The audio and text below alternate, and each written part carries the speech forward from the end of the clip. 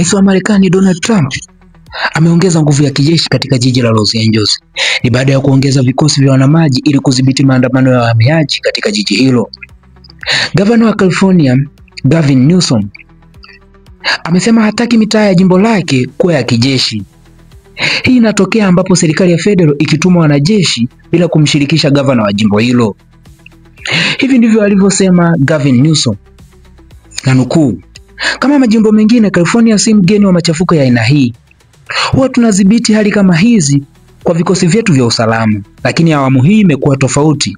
Kulikuwa na matumizi ya gesi ya machozi, mabomu ya sauti na risasi za mpira na maaskari wa federal, ikihusisha kukamata watu bila kufuata sheria." Rais Trump, bila kushauriana na viongozi wa jimbo la California, alichukua hatua ya kuamuru wanajeshi 2000 wa ulinzi wa taifa wa jimbo letu kuingia mtaani kinyume cha sheria na bila sababu yoyote. Hii ni hatari sana kwa maisha ya raia wetu, maafisa na hata wanajeshi. Mwisho wa nukuu. Karibu katika chaneli yetu, hakikisha una subscribe, una comment, una like na kushare video hii.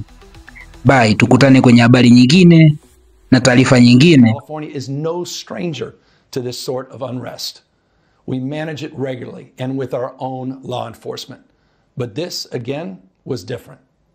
What then ensued was the use of tear gas, flashbang grenades, rubber bullets, federal agents detaining people and undermining their due process rights.